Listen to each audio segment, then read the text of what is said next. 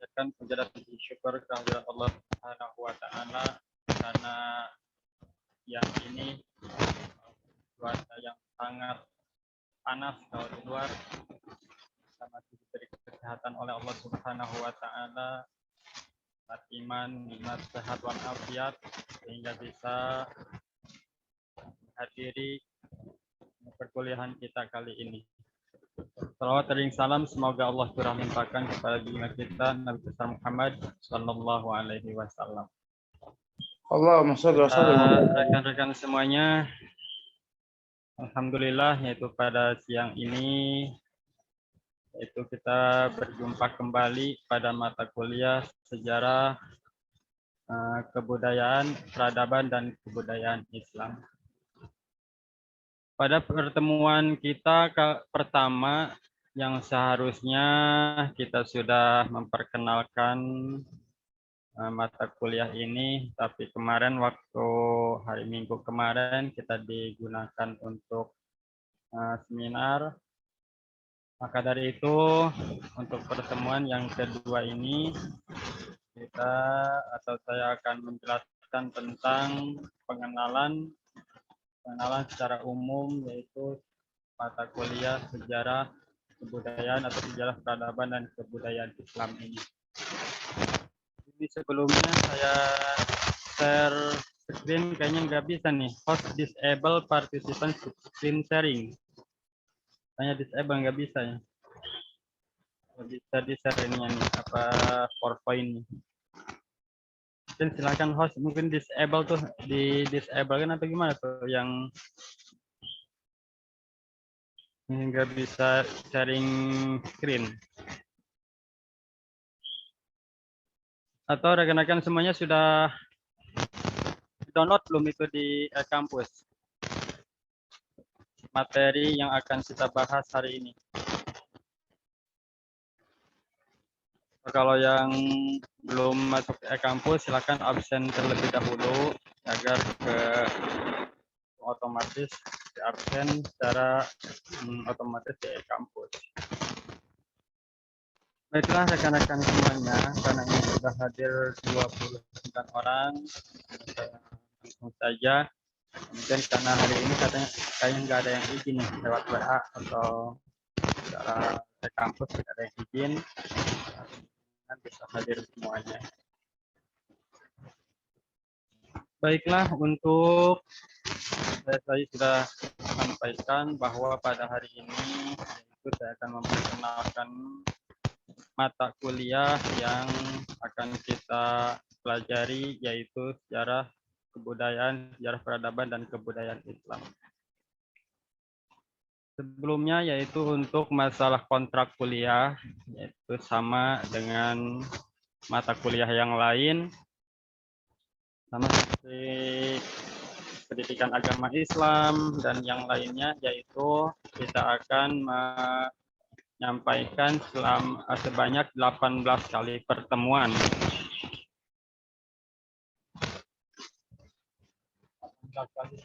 16 kali pertemuan, yaitu 14 kali kita tatap muka atau pembelajaran, kemudian untuk pertemuan ke-9 kita UTS, kemudian untuk pertemuan yang ke-16 kita melaksanakan UAS. Nah, sebanyak yang 14 itu, maka kalian harus minimal 8 kali, harus menempuh 80% kehadiran, atau kalau kita lihat sebanyak 8 kali pertemuan itu wajib melakukan kehadiran.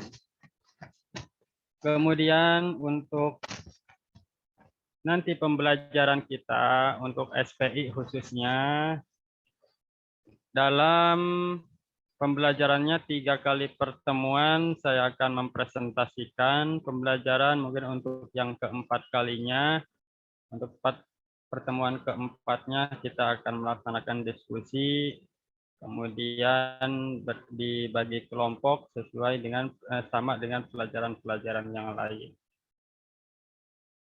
Untuk memulai, tadi saya sudah bilang bahwa sejarah kebudayaan dan peradaban Islam ini, itu bobot SKS-nya ini sangat banyak nih, 3 SKS.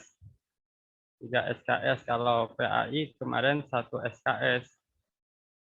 Maka dari itu saya perlu memadatkan atau pelajarannya, bab-babnya mungkin yang sudah saya share untuk pelajaran atau silabus yang sudah saya share lewat e-kampus pada minggu kemarin.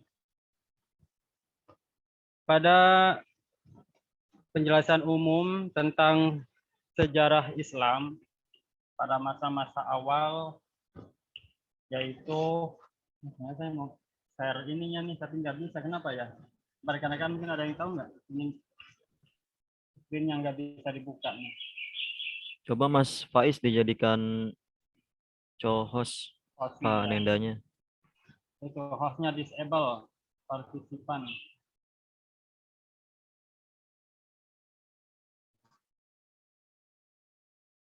Bayangin, sorry. Itu Mas Agus bukan host.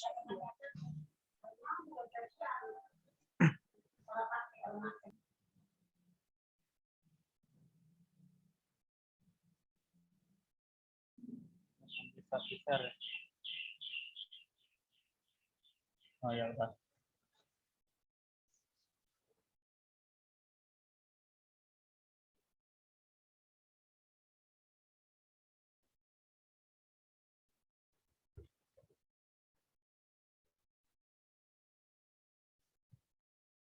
Nggak muncul ya?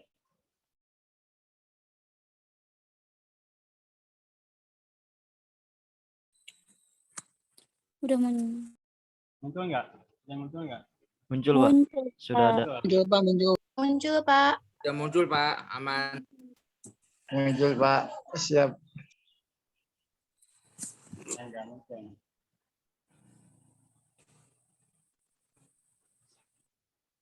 Ya, ada.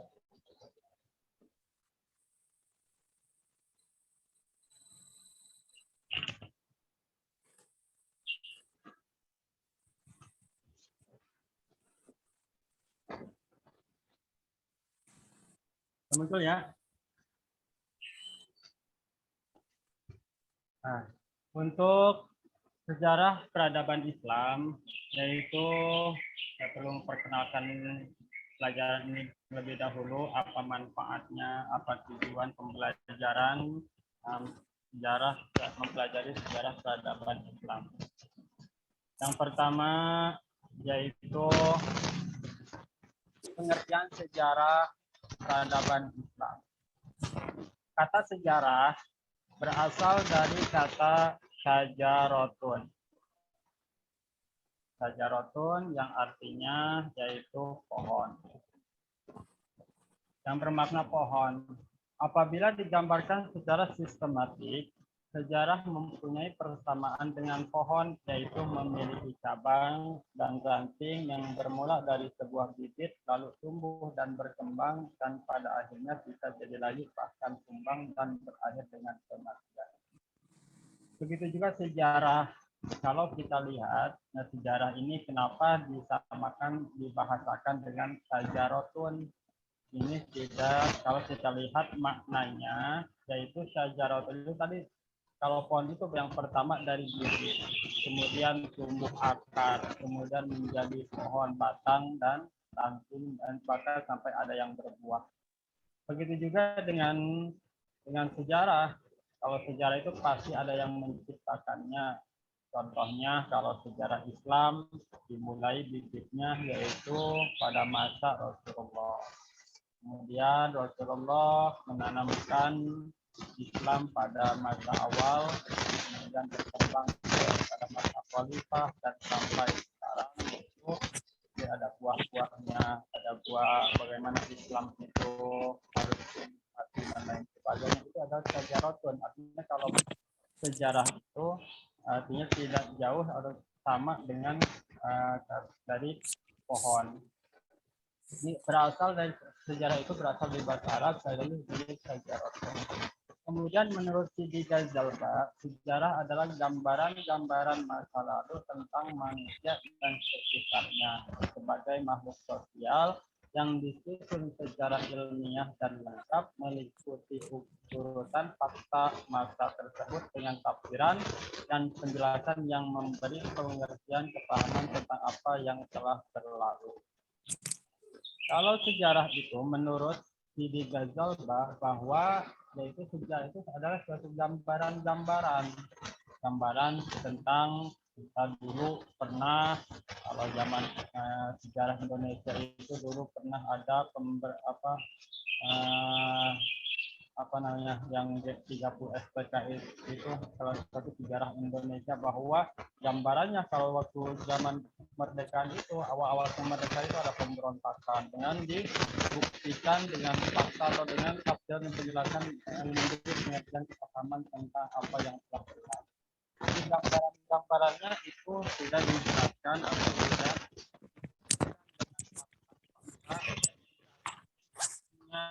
kemudian bukti otentik, ada tulisan, ada gambar dan lain sebagainya.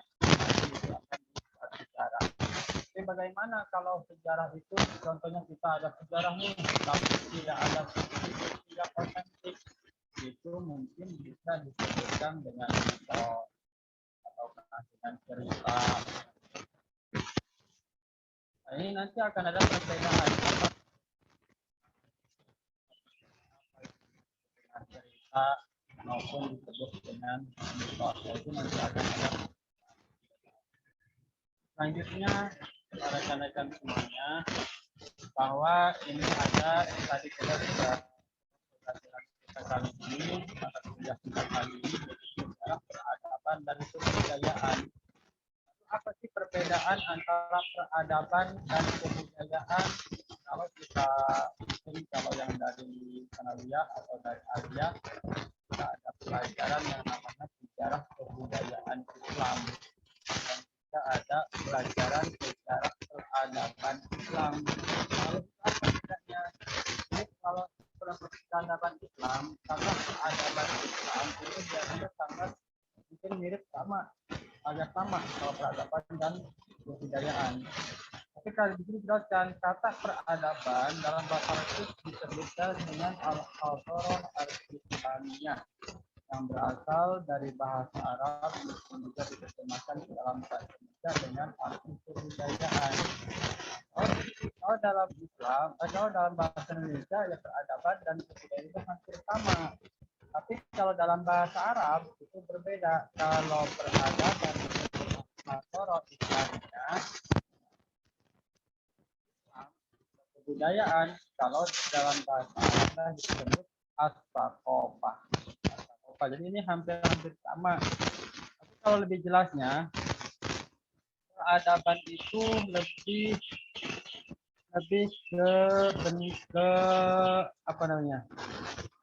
ke politiknya, ke ekonominya. Tapi kalau kebudayaan itu lebih ke perbuatannya. Ini ya agak sedikit sedikit sama peradaban dan kebudayaan. Perbedaan kebudayaan dan peradaban, kebudayaan adalah bentuk ungkapan tentang semangat mendalam suatu masyarakat. Kemudian sedangkan manifestasi kemajuan mekanisme dan teknologi lebih berkaitan dengan peradaban. Dan kalau kebudayaan lebih banyak direfleksikan dalam seni, religi dan moral, maka peradaban terrefleksi dalam politik, ekonomi, dan teknologi. Jadi kebudayaan contohnya kalau kita mungkin kalau di Islam itu di tanah Jawa budayanya kalau sebelum Islam datang itu kalau ada orang kematian biasa orang-orang tersebut kumpul selama 7 malam di rumah duka. Kemudian, itu disebut budayanya orang Jawa. Ketika ada kematian, maka orang-orang tersebut, masyarakat tersebut akan kumpul di rumah duka tersebut. Itu disebutkan budaya. Tapi kalau masalah teknologi itu disebut peradaban. Contohnya kalau ada bangunan-bangunan candi, bangunan-bangunan yang menjadikan sejarah, itu disebut peradaban. Nah, di sini jadi lebih spesifikasinya yaitu kebudayaan adalah yang bersifat seni atau religi ataupun moral. Sedangkan dalam peradaban itu dari politik, ekonomi, dan teknologi. Nah, itu sedikit dalam perbedaan. Mungkin sampai saat ini, sampai sini ada yang perlu ditanyakan? Soalnya kecil ya.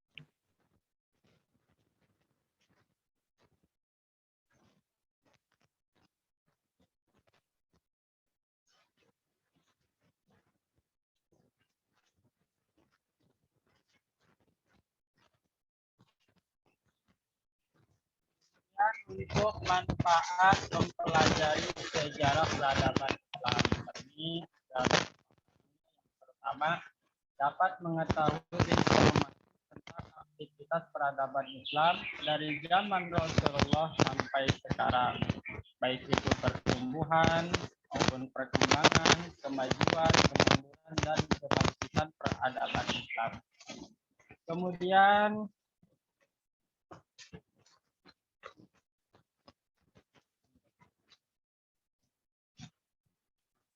sejarah tidak hanya memberikan efek romantisme, tetapi juga pada refleksi historis.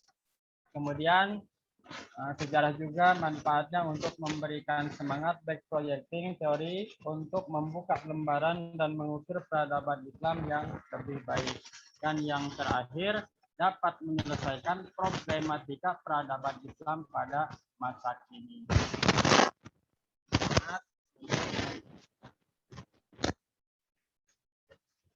Kemudian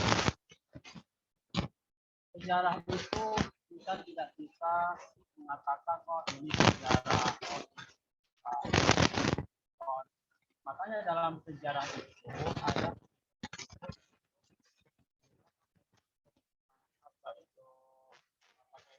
sejarah dan apa itu kan, maka ada metodenya. Yang pertama, metode sejarah adalah proses menguji dan menganalisa secara kritis bersama peninggalan masa lampau.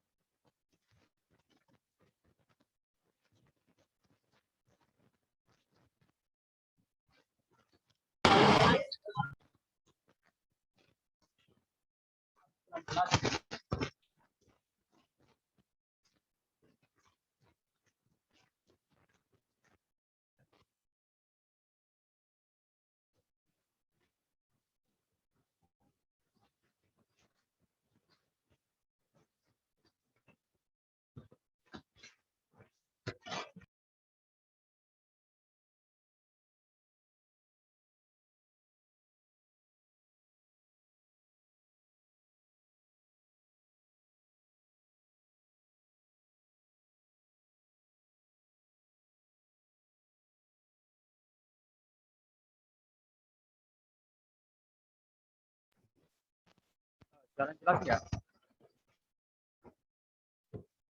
Pak Faiz, jalan jelas nggak ya?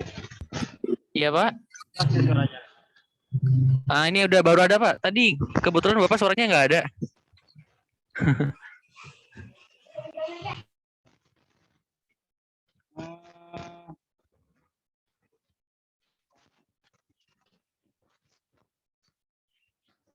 Metode sejarah, tadi saya sudah jelaskan bahwa apakah cerita ini sudah termasuk sejarah atau belum, maka tidak sembarangan kita sejarah itu dikatakan itu sejarah atau bukan. Tapi ada metode-metode khusus untuk membuat atau untuk mengatakan itu sejarah atau bukan.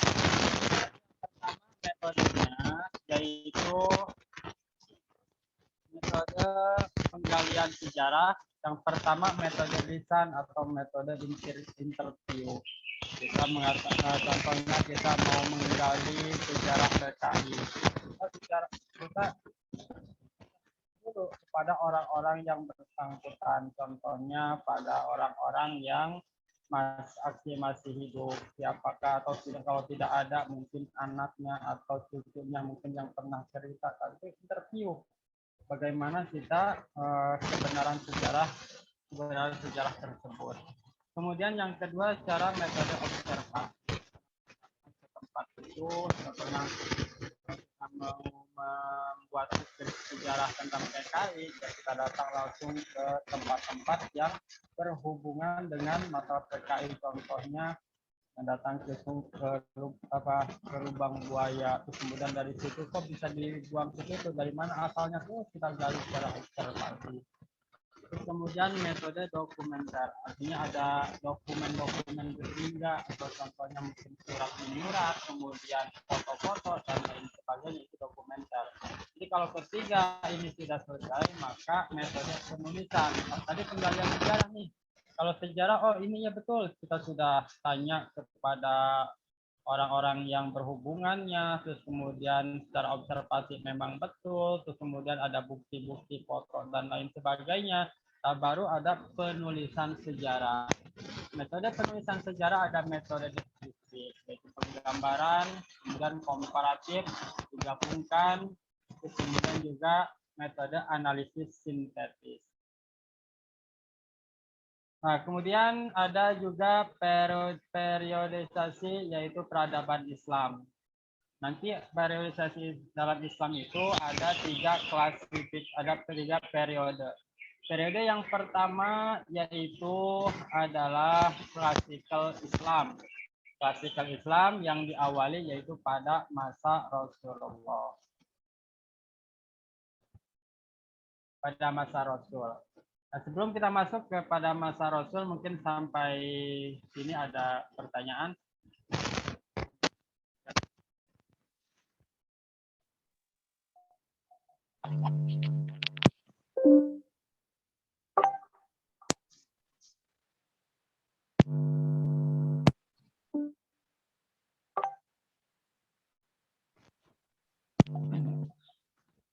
Mau bertanya atau memberikan komentar?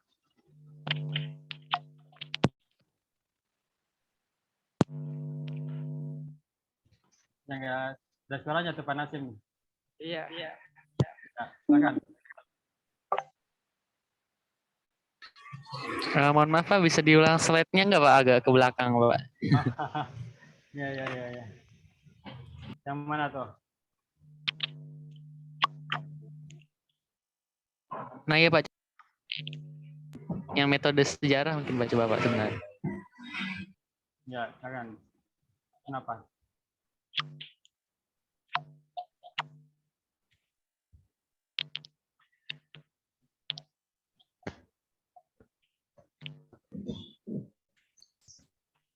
Maaf Pak, saya Pak penanya Pak.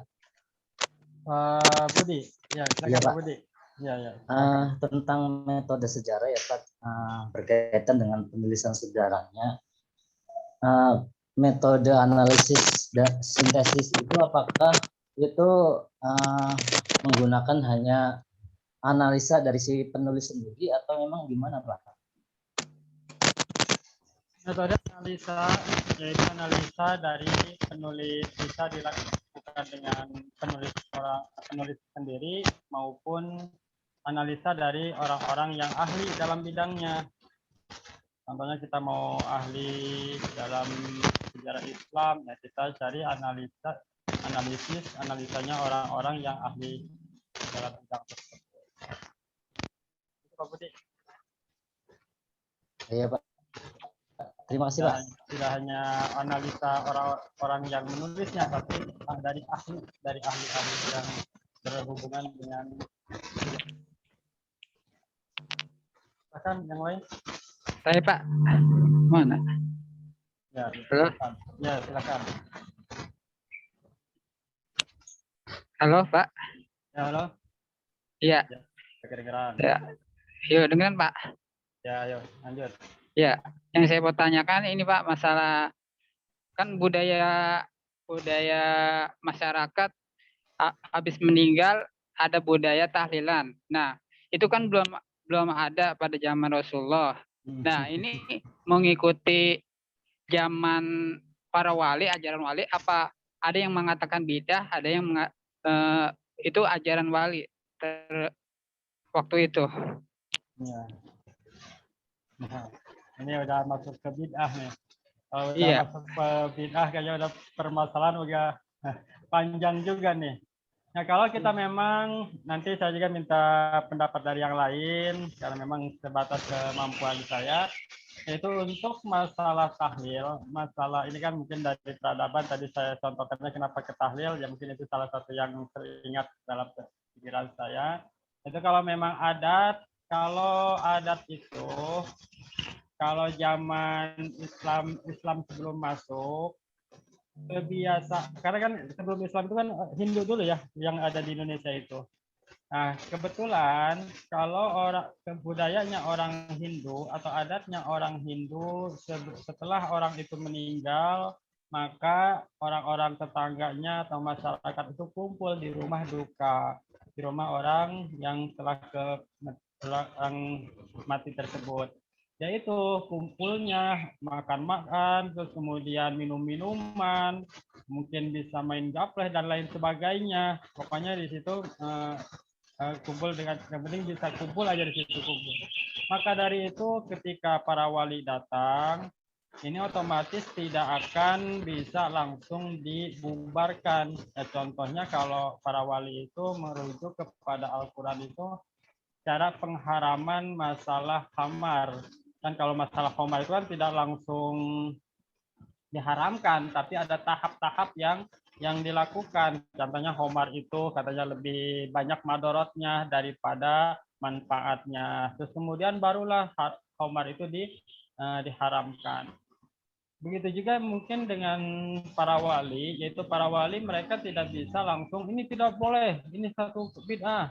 Ya nggak apa-apa yang penting. Maka dari para wali itu jenisnya para wali ya udah jangan dirubah kumpul-kumpulnya, tapi tetap yang dirubah itu cara kumpulnya daripada makan-makan, daripada mabuk-mabukan dan sebagainya. Bagaimana kalau kita kumpulnya itu kita zikir, terus kemudian yang punya yang apa orang-orang tersebut yang rumahnya tersebut bisa sodakoh, memberikan makan, itu mungkin akan pahala itu akan kumpul di situ. Kita hadiahkan untuk orang-orang yang meninggal tersebut. Tapi sampai saat ini menjadi tradisi atau menjadi adat bahwa tahlilan menjadi suatu kebudayaan yang ada khususnya di tanah Jawa ini. Mungkin ada yang lain, silahkan untuk pendapatnya. Berarti itu Pak, tahlilan itu salah satu metode cara para wali untuk mensiarkan agama Islam, Pak ya? Iya, salah satunya. Itu salah satunya. Berarti dengan cara menyatukan kulturasi budaya yang ada di Indonesia, Pak ya? Iya, iya. Pak Nasim, gimana Pak Nasim?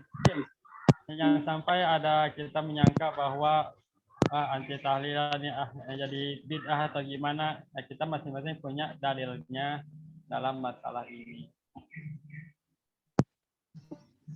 Silakan. Pak, izin bertanya Pak. Ya, Ustaz Agustin, silakan. Kalau tadi kan dikatakan bahwa sejarah itu berasal dari bahasa Arab, dari kata syajaroh. Ya, syajaroh. Kalau misalkan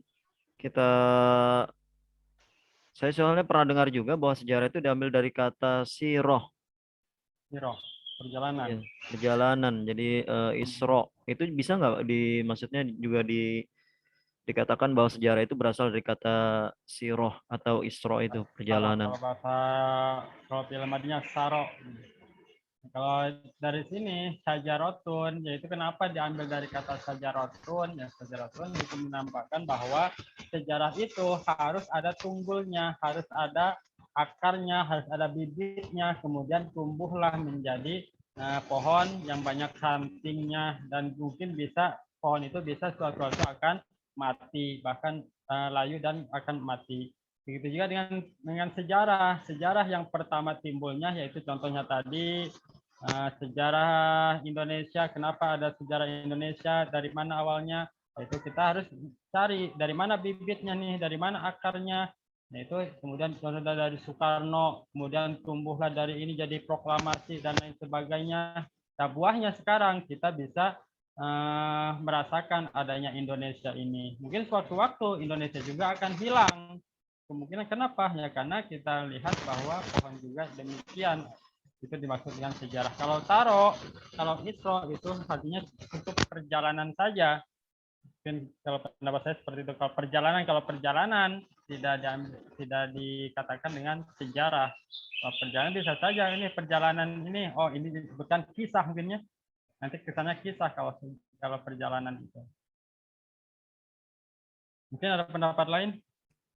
Oh, berarti kalau syajarah itu lebih kepada filosofinya gitu ya, Pak? Filosofinya, kenapa harus dinamai dengan dari kata syajaratun? Karena itu filosofinya seperti itu. Oh Sejarah. iya, baik. Terima kasih, Pak. Silahkan ada yang lain mungkin sampai ini. Nanti sebelumnya kita akan membahas tentang sejarah peradaban Islam pada masa awal. Maaf Pak, saya menanya Pak Abdullah Pak. Pak Abdullah ya, silakan. Saya menanya yang poin metode penulisan sejarah itu apa, metode deskriptif dan metode komparatif Pak, dan maknanya Pak. Metode deskriptif, deskripsi itu Betul, penggambaran kan, penggambaran, digambarkan. Nah, deskriptif digambarkan, kemudian komparatif itu di antara gambar, kemudian tulisan itu dikomparatifkan, disatukan. Kalau deskriptif tadi gambaran-gambarannya, yaitu mungkin kalau penulisan sejarah Indonesia itu gambarannya seperti apa? Gambarannya tadi kalau tadi kan mau menulis sejarah nih, tadi sudah ada kita interview bahwa PKI ini seperti ini. Lalu kita buatkan gambaran PKI ini seperti ini, gambarnya pada malam ini, pada malam sekian, pada jam sekian, ini digambar ini akan ada penumpasan 30 SW. Itu kan salah satu deskriptif, salah satu gambaran bahwa sejarah PKI itu dimulai dari rancangan siapa bertemu siapa, itu seperti deskriptif. Terus komparatif jadi tadi penggambaran, kemudian disambungkan dengan analisa dan lain sebagainya. Mungkin seperti itu Pak Abdullah Khalid, antara deskriptif dan komparatif. Kalau deskriptif itu hanya gambarannya saja, cara menggambarkan sejarah. Kalau komparatif itu disatukan antara deskriptif, terus kemudian analisa, mungkin ada yang lain.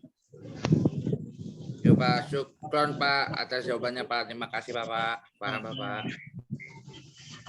Maaf Pak, saya mau nanya lagi Pak. Siapa nih? Pak Riko. Pak Budi. Budi Pak, Budi. Oh ya, silakan. Ini Pak tentang penulisan sejarah juga. Itu penulisan sejarah itu bisa dicatat itu dalam jangka waktu berapa lama Pak ketika peristiwanya terjadi sampai dengan penulisan atau pencatatannya itu Pak? Ada nggak itunya? Tidak ada waktu yang menjelaskan Pak. Jadi kalau memang sejarah itu deskriptif, gambarannya sudah otentik, kita masih ada menemukan menjelaskan tentang piramid. Kalau memang buktinya tadi metode interviewnya kita otentik, terus kemudian observasinya kita ke sana, masih ada peninggalan, terus dokumennya ada juga, nah kita bisa saja buat penulisan sejarah tersebut. Jadi artinya tidak ada batas waktunya.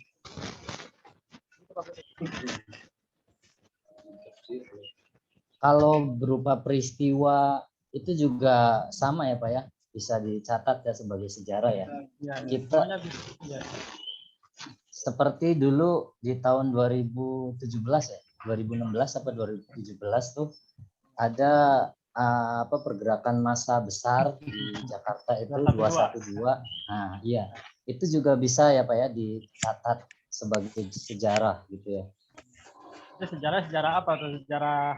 Sejarah peristiwa yang makanya saya tentang penodaan Al-Qur'an yang di situ artinya tergeraknya seluruh masyarakat muslim gitu ya di satu titik. Nah, apakah peristiwa itu nanti bisa dicatat sebagai sejarah atau sekarang pun bisa dicatat gitu Pak? Nah, bisa saya dituliskan dari Pak Budi nih, mau penelitian. Setelah penelitian baru kalau memang itu sudah tidak ada orang-orang, karena gini, kita mau buat sejarah tadi yang 212, ya silakan bukti otentiknya, gambar-gambarnya, terus kemudian ditulis secara tadi metode deskriptifnya, digambarkan bahwa asal muasalnya ada pergerakan ini, yaitu ada salah satu pejabat yang menodai Al-Quran. Gimana kalau pokoknya itu dijelaskan secara ini, bisa aja dibuat bukunya. Mungkin suatu saat akan menjadi, oh ini buku sejarah nih pergerakan ini. Dan kalau sekarang kan bisa orang-orang semuanya menyaksikan secara gambar itu. Mungkin nanti jadi sejarah itu ketika anak-anak kita, terus kemudian cucu kita yang tidak tahu, oh ini pernah dulu ada pergerakan ini kan jadi sejarah. Kalau pernah dulu ada ini. Masih bisa di. Satu corona. Silakan yang lain. Jadi Pak Budi, silakan kalau mau ditulis silakan. Kalau mau ditulis Iya Pak. sejarah. Berarti kalau ditarik kesimpulan sejarah itu bisa dinikmati oleh orang yang bukan pelakunya ya Pak ya.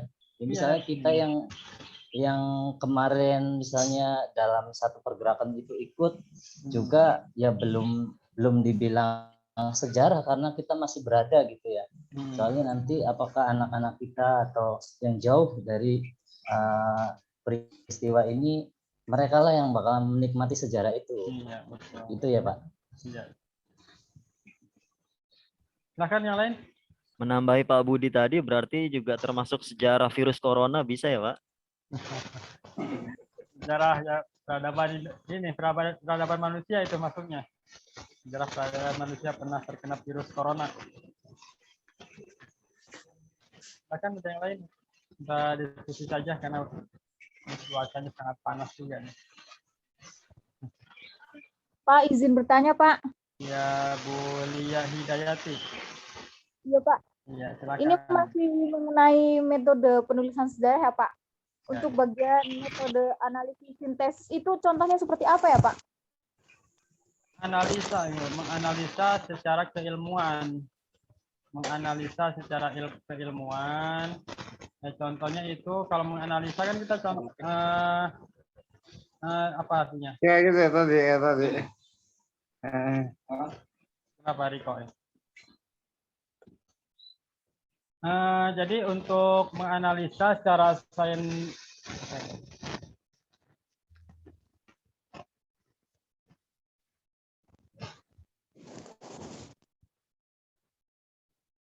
metode analisis sintetis. Jadi menganalisa Ibu, bagaimana sejarah itu terjadi. Kita menganalisa Bu. Apa kira-kira menganalisa kalau bahasa kitanya apa tuh? Kalau menganalisa, memperhatikan ya, bagaimana pendapat, apa nih menganalisa kira-kira? Mengamati Pak. Mengamati ya, menganalisa itu. Ya mengamati dari contohnya kita kan tadi ada penggambaran dalam masalah sejarah kita tadi udah digambarkan. Jadi menganalisa dari buku-buku mungkin dari tadi kan ada metode lisan, observasi dan dokumenter. Nah, cara kita semua kalau memang sudah kita lakukan semuanya, penggalian sejarah yang 3 tadi, contohnya metode lisan, metode observasi dan komentar. Kemudian kita menganalisa apakah ini termasuk sejarah, ini bisa ditulis atau tidak. Jadi penulisannya itu secara analisa, jadi diperhatikan apa bahasanya tadi? Apa tadi bahasanya? Mengamati. Iya, amati. Oh, setelah saya mengamati pembicaraan interview dengan orang-orang terkait, oh ternyata inilah yang saya tulis, itu tulis, oh, jadi dianalisa. Gimana pendapat lain? Silakan Pak Is. Mungkin saya akan bertanya, Pak. Bertanya dulu. Ini yang analisa dulu nih, yang analisa gimana Ibu? Mungkin ada Pak Yusin, silakan. Ada yang lain? Kalau diartikan sebagai meninjau lebih dalam lagi untuk mencari kebenarannya, bisa nggak Pak untuk analisis sintesis ini? Jadi data-data itu sudah terkumpul semua, tulisan-tulisan, bentuk-bentuknya semuanya sudah terkumpul, kemudian baru ini adalah proses Analisa. terakhir analisis Iya, sintesis ini, ya, apakah analisis, benar atau ya. tidak? Ya bisa seperti itu. Jadi kita gambarkan dulu, terus kemudian kita satukan, baru kita dianalisa. Bisa seperti itu. Semisal sejarah, misalkan sejarah dinosaurus gitu ya Pak. Ya. Mungkin kan sudah ada penggalian sejarah, ada metode lisan, kemudian dan segala macamnya, ditemukan tulang belulang.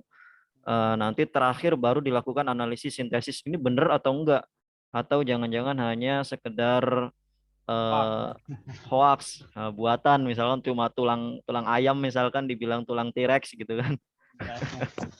Gitu ya Pak, betul atau tidak Pak? Bisa juga seperti itu. Artinya kita yang penting tadi yang 3 tadi itu sudah dilakukan. Nah, cara penggalian sejarah itu baru kalau memang sudah yang 3 kali metode lisan, observasi dan komentar itu sudah dilakukan, baru kita gambarkan, kemudian kita dianalisa seperti tadi yang dicontohkan oleh Pak Agustin. Kita kumpulkan dulu, baru dianalisa, metode analisa, baru ditulis sejarah itu. Silahkan, Pak Is. Ada bertanya apa? Mungkin kalau saya mengenai peradaban Islam pada zamannya Rasulullah mungkin Pak. Bisa tidak Pak? Apanya tuh? Pada zamannya peradaban Rasulullah itu yang bisa kita ikuti sejarahnya untuk pada zaman sekarang ini, selain berdakwah dan yang boleh kita tahu lain biasanya, maksudnya tuh yang buat anak muda zaman sekarang itu mengenai peradaban Islam itu benar-benar senang dan ingin tahu lebih dalam gitu Pak. Kalau Kira-kira ya, peradaban Islam itu di zaman Rasulullah itu sangat komplit. Nanti kalau yang masa kemudian yang dalam perekonomiannya, politiknya itu sudah komplit pada masa Rasulullah. Jadi nanti akan kita bahas untuk masalah pada masa-masa awal, yaitu pada masa peradaban Islam pada masa Rasulullah. Mungkin sampai sini dulu untuk pengantar metode dulu, silakan. Kalau ada yang lain, kalau tidak ada saya lanjutkan dengan penjelasan Islam pada masa-masa awal.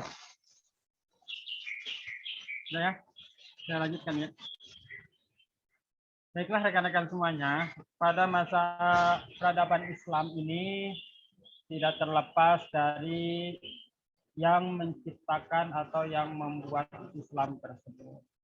Siapa yang membuat Islam atau siapa yang menciptakan Islam, yang otomatis yang membawa Islam ke sini tidak jauh, artinya tidak terlepas dari pemainnya, pemain intinya kalau kita bahasakannya yaitu oleh Rasulullah Shallallahu Alaihi Wasallam. Yang mana Rasulullah Nabi Muhammad yang lahir pada tahun 570 Masehi, bertepatan kalau kita di bulan Hijriahnya yaitu 12 Rabiul Awal, bertepatan tahun gajah. Kenapa disebut tahun gajah? Ya karena memang pada tahun itu terkenal dengan salah satu pemberontak atau yang akan menghancurkan Ka'bah, yaitu dari Yaman, yang diketuai dengan Raja Abrahah mengendarai beberapa ekor gajah. Jadi semuanya tidak gajah semua sampai ratusan sampai ribuan, cuma gajahnya cuma beberapa ekor saja, tapi ada yang sangat besar dari Raja Yaman, dari Abraha. Kenapa pengen menghancurkan Ka'bah? Ya karena mereka itu iri, orang-orang dari Jazirah Arab datang ke Arab untuk ke Mekah itu untuk melakukan ibadah haji dan lain sebagainya. Banyak yang dikunjungi masalah kayak ke Ka'bah itu. Nah, dari situ, dari Raja Abraha iri ingin menghancurkan Ka'bah tersebut, kemudian ingin mendirikan Ka'bah yang ada di Yaman. Sampai di situ terjadilah peristiwa sejarah yang sangat besar, peristiwa yang sangat besar disebut dengan apa disebut tahun gajah. Lahir pada tahun 12 Rabiul Awal bertepatan pada tahun gajah. Kemudian pada Rasulullah lahir yaitu dalam keadaan yatim yang sudah ditinggal ayahnya pada saat Rasulullah masih dalam kandungan.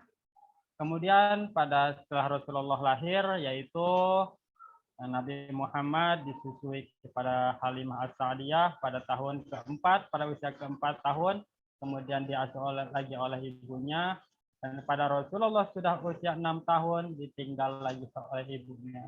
Nah, pada usia 6 tahun Rasulullah sudah menjadi yatim piatu. Bahkan dari orientalis Barat itu menyatakan bahwa ini adalah cikal bakal untuk Islam itu peduli terhadap orang-orang mustadafin, terhadap orang-orang yatim, terhadap orang-orang yang lemah. Nah, kenapa? Ya karena memang pendirinya, anggaplah orang yang pembawa Islam itu adalah Rasulullah, bahkan dari kecil pun sudah menjadi yatim piatu. Kemudian setelah Rasulullah yatim piatu pada 6 tahun, kemudian Rasulullah diasuh oleh kakeknya yaitu Abdul Muthalib. Abdul Muthalib kemudian sudah tua renta pada usia ke-8 tahun diasuh oleh pamannya yaitu Abu Thalib.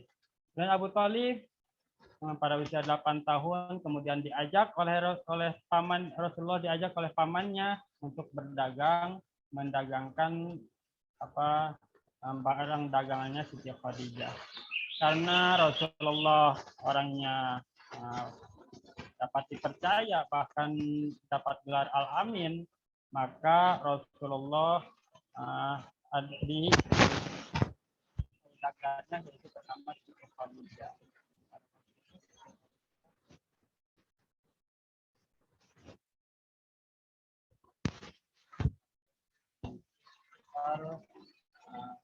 Tahun antara Khadijah dan Rasulullah.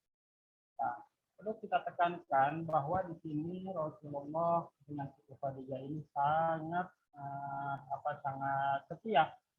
Kenapa sangat setia? Ya karena Rasulullah itu kalau kita dari orang Barat itu menyatakan wah Rasulullah ini suka kawin, kemudian suka persek dan lain sebagainya.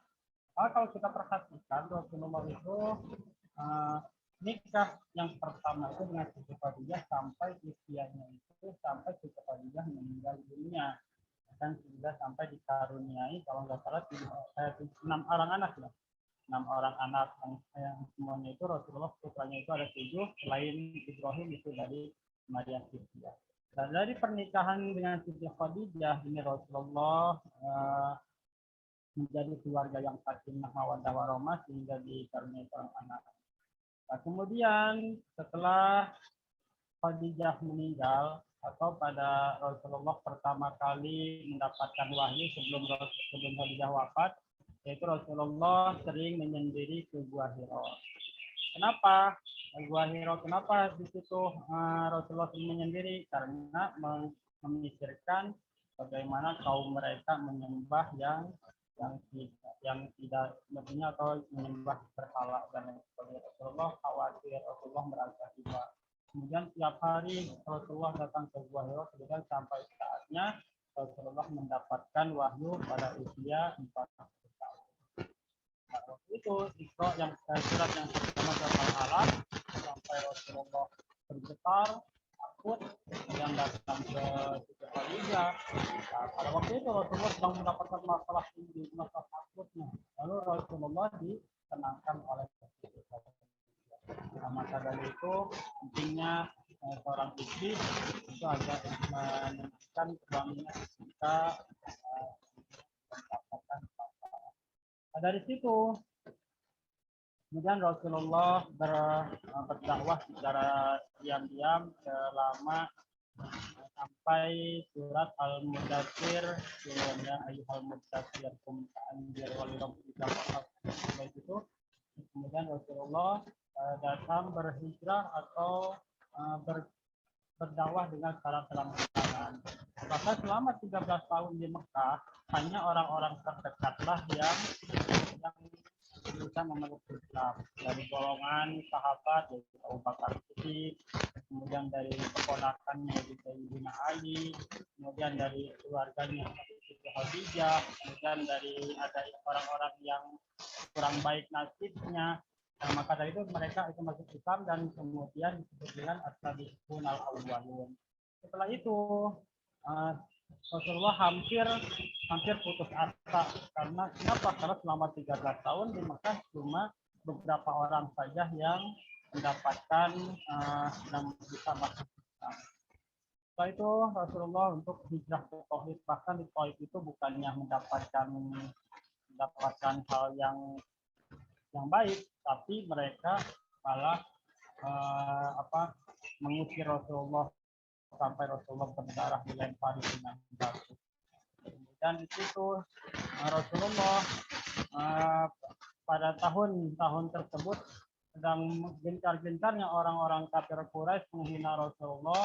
Pada tahun tersebut juga Rasulullah ditinggal oleh Siti Khadijah yang selalu perempuan yang selalu menjaganya atau yang selalu membackinginya. Kenapa? Ya karena Rasulullah itu orang kaya.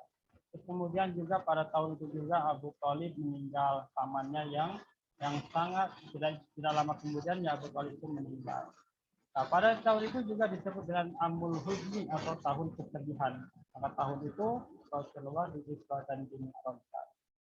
Dan Isra Mi'raj kemudian Rasulullah agar dari kaum Aus dan kaum Khazraj yang ada di kota Yatsrib atau di kota Madinah, mereka menyarankan bahwa silahkan Rasulullah dan sahabatnya yang telah memeluk Islam yang dari kota Mekah, daripada mereka dapat cacian terus, dapat matian terus dari Mekah, maka disilahkanlah untuk hijrah ke Madinah, ke kota Yatsrib. Nah, dari di kota Yatsrib setelah hijrah, maka dari situ Rasulullah membuat peraturan baru, membuat jadi kepemimpinan baru yang disebut dengan piagam Madinah. Makin di situ Rasulullah di Madinah Islam sangat berkembang pesat. Kemudian dari orang-orang Arab menyatakan bahwa ini akan menjadi tantangan hebat, artinya akan menjadi perlawanan.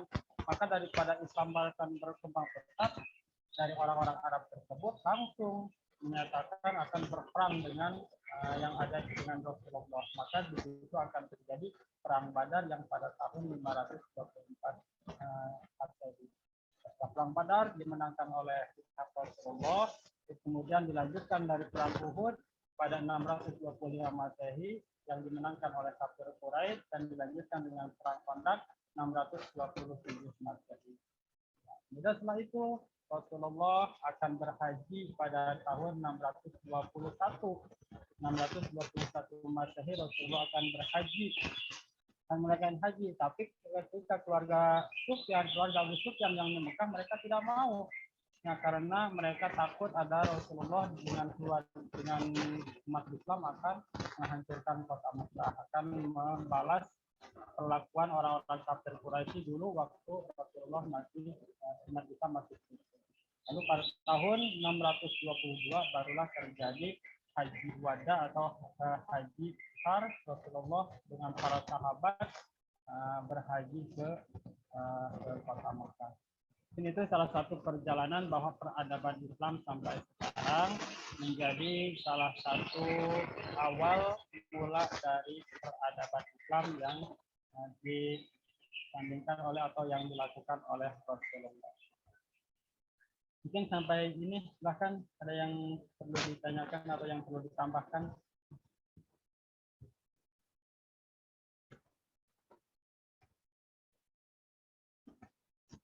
Makan Pak Wahyu. Pak Wahyu. Pak izin bertanya, Pak. Baru datang.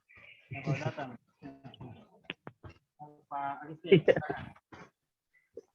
Saya mau bertanya, Pak. Untuk peradaban dan kebudayaan Islam itu sendiri sebenarnya lebih tepatnya itu dimulai dari saat Rasulullah lahir di Mekah atau ketika Rasulullah hijrah di Madinah. Lebih tepatnya itu dimulainya dari yang mana, Pak? Lebih tepatnya Rasulullah ketika menerima wahyu. Menerima wahyu karena memang itu sudah salah satu Rasulullah untuk menyebarkan Islam. Kan dari sudah kalau Islam dulu, kalau dari kelahiran itu dari mungkin sejarahnya saja, kalau peradabannya sudah mulai dari Rasulullah ketika menerima wahyu. Mungkin ada pendapat lain?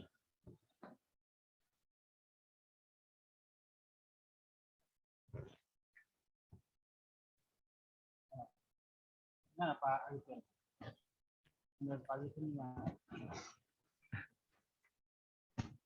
Saya pernah baca artikel tentang peradaban dan kebudayaan Islam itu mulainya itu jauh dari sebelum Rasulullah lahir. Pernah. Jadi dari zamannya Nabi Ibrahim dulu pertama kali dimulai. Itu juga nggak masalah sebenarnya, Pak. Iya, jadi ini kan dari peradaban Rasulullah yang kita bahas. Kan itu terlalu jauh kalau dari peradaban Nabi Ibrahim. Sedangkan itu Islam sudah agak surut ya. Bahkan kalau Nabi Ibrahim berapa orang tuh yang bisa masuk Islam, terus kemudian Nabi Musa berapa orang yang bisa masuk Islam. Tapi kalau Rasulullah itu kan sampai ribuan, sampai jutaan yang bisa masuk Islam, jadi masuk peradabannya yang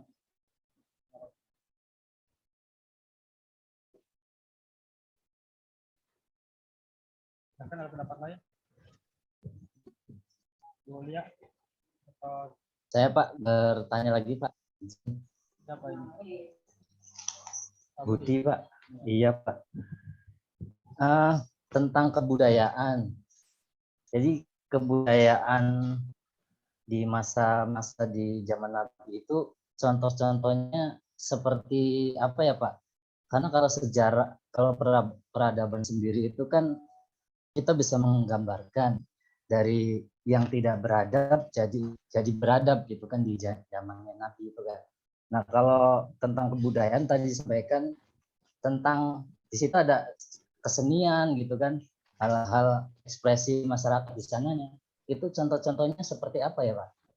Kalau tentang kebudayaan sendiri pas di zaman Nabi. Ya Pak, terima kasih Pak. Kalau kebudayaan tadi kan saya sudah jelas bahwa kebudayaan itu salah satunya politik, ekonomi, dan kebudayaan. Suaranya kecil, Pak, maaf.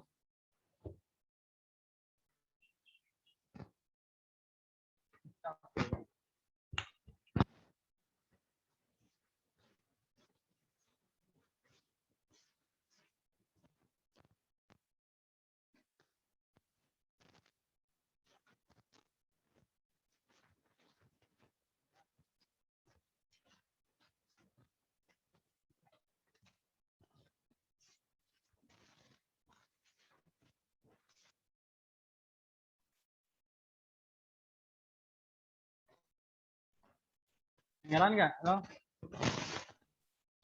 Iya, kedengeran nggak? Nah, tadi kalau kebudayaan pada masa Rasulullah itu tadi saya sudah jelaskan bahwa kebudayaan tidak bukan salah satu peninggalan atau kebudayaan pada zaman Rasulullah.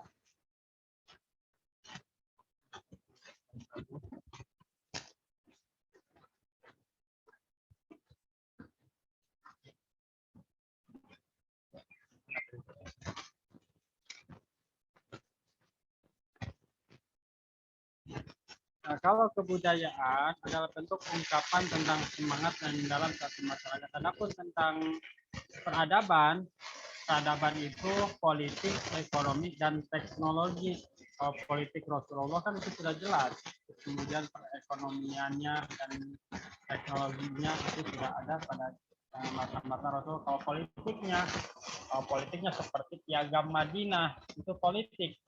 Piagam Madinah pada Rasulullah sudah sampai ke kota Madinah, kemudian membuat Piagam Madinah, artinya konstitusi yang tertulis pada masa pertama pada masa Rasulullah. Konstitusi atau peraturan-peraturan pemerintah yang ada pada zaman Rasulullah. Yang pertama itu piagam Madinah, itu salah satu peradaban pada masa Rasulullah. Tadi yang tanyakan peradaban atau kebudayaan, Pak Budi? Kebudayaan. Jadi untuk Ya. kebudayaan apa gitu pada zaman Rasulullah itu. Mereka mengekspresikannya dengan apa? Kalau apa namanya kebudayaan itu direfleksikan dalam bentuk seni, itu seni di zaman Rasulullah itu seperti apa gitu, Pak? Kalau seni, masih ada di zaman Rasulullah seni. Kalau azan termasuk seni bukan? Kalau memanggil orang sholat. Apa menurut ini Pak Budi? Seni bukan kalau azan memanggilan orang sholat dalam azan, seni bukan? Bisa juga dimasukkan Bisa dalam seni seni. ya. Tapi kalau seperti itu bisa dimasukkan ke kebudayaan enggak? Azan. Budayanya orang Islam ketika memanggil sholat yaitu dengan menggunakan azan. Itu bisa nggak disebut seperti itu? Kira-kira nih menurut Pak Budi.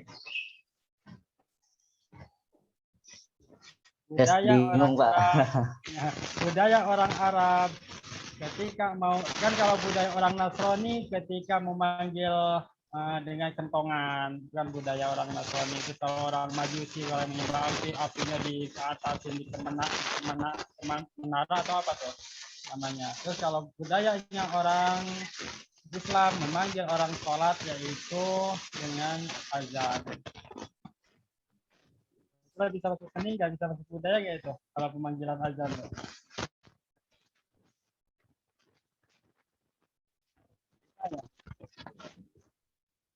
Nggak bisa. Seni. Kan menurut Bu Imarotun dan Bu Imaroh saja. Maaf Pak. Ya.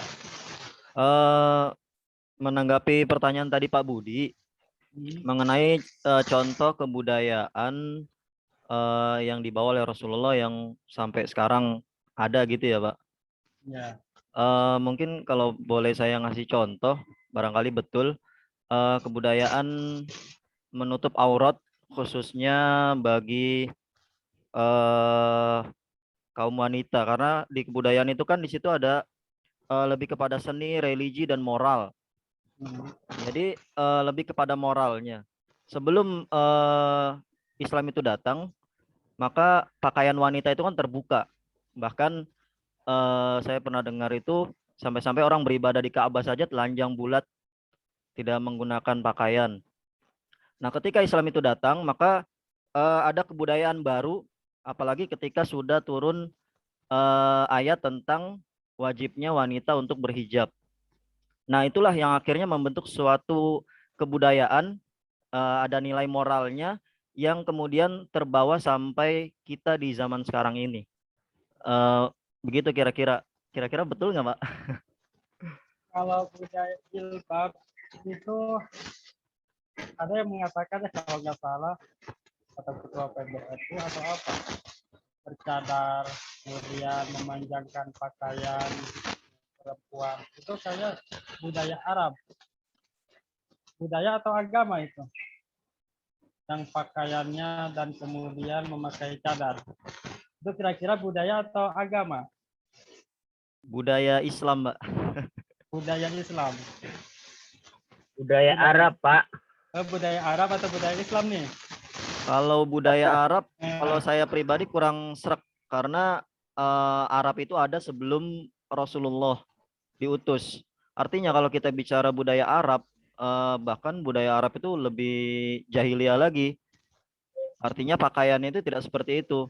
Tapi hijab, kerudung dan yang lainnya, saya rasa itu lebih kepada budaya Islam setelah Islam itu datang melalui risalahnya Rasulullah.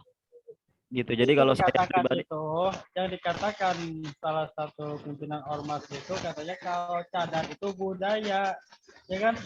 Budaya Arab, bukan budaya Islam. Ini setuju nggak? budaya Arab bukan budaya Islam. Kayak pakaiannya yang besar, terus kemudian jubah itu budaya Arab, bukan budaya Islam. Benar nggak bro? Itu nggak tahu omongan seperti itu. Saya kutip dari omongan dari salah satu pimpinan ormas. Nah, setuju nggak itu budaya Arab? Kalau yang cadar. Kalau saya kurang setuju, Pak. Jadi budaya Islam cadar itu. Iya, budaya Islam. Kalau saya lebih condong ke sana kayaknya.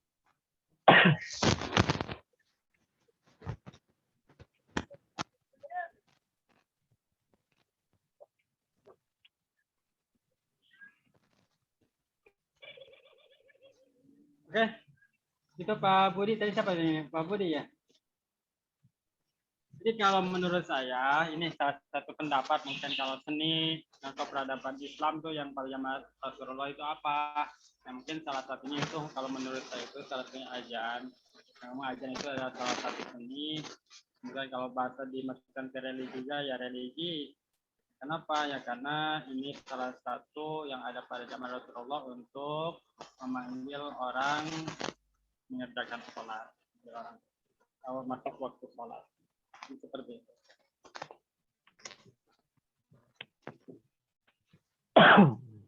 Kan ada pendapat lain atau ada pertanyaan lain?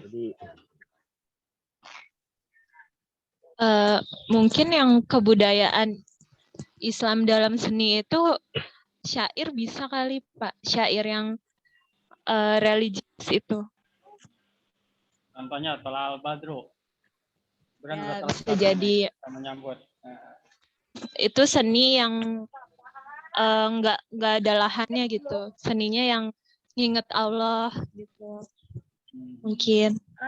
Mungkin ya.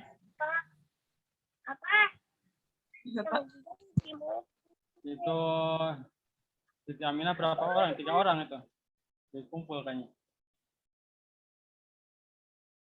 Silahkan yang lain. Mungkin kita ada waktu 5 menit lagi nih.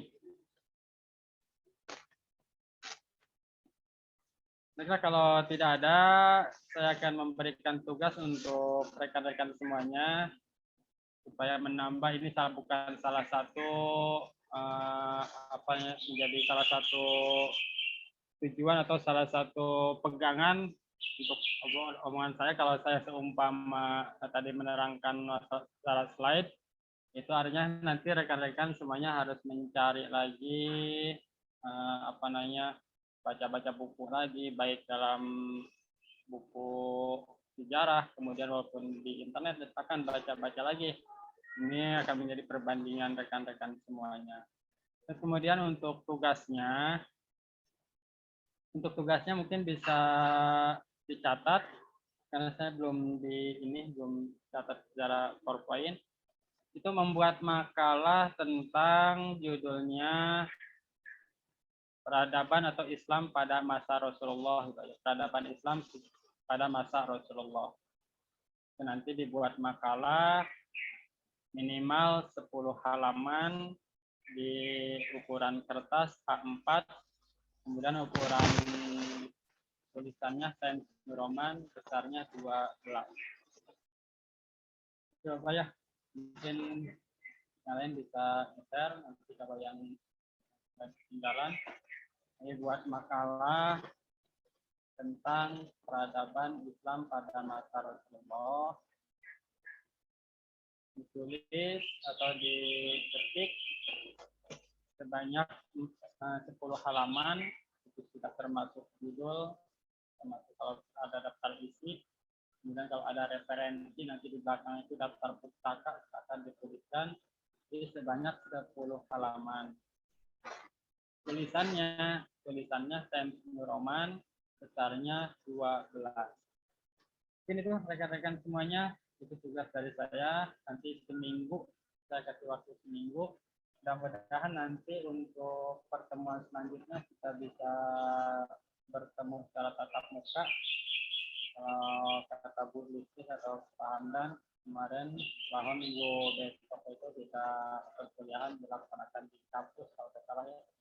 Jadi untuk tugasnya yaitu tadi makalah tadi dikumpulkan pada pertemuan selanjutnya yaitu di kampus nanti itu sudah dipilih kemudian secara rapi seperti tadi tensi roman tulisannya kesesaran hurufnya 12. Nah, itu ada pertanyaan sebelum saya tutup. Ini berarti tugas individu ya, Pak? Tugas individu. Masih tugas individu. Ini ukuran kertasnya apa, Pak? A4 apa? A4. A4 yang kecil. Bahkan ada pertanyaan lagi sebelum kita tutup. Mungkin kalau tidak ada, saya cukupkan pertemuan kita kali ini. Terima kasih atas perhatiannya dan mohon maaf bila mana ada kesalahan dan kata-kata saya kurang berkenan. Jadi saya sekali lagi berharap rekan-rekan semuanya lebih banyak membaca, baik itu secara buku rujukan, buku-buku sejarah maupun di internet yang relevan. Silakan, itu semuanya sudah disediakan. Mungkin nggak usah kita, yang penting kita ada kemauan saja, ada kemauan untuk melakukan, untuk banyak membaca. Jadi banyak referensi. Begitu saja, sekali lagi saya ucapkan terima kasih dan mohon maaf atas kesalahan saya. Billahi taufiq wa hidayah. Assalamualaikum warahmatullahi wabarakatuh. Waalaikumsalam. Waalaikumsalam warahmatullahi wabarakatuh.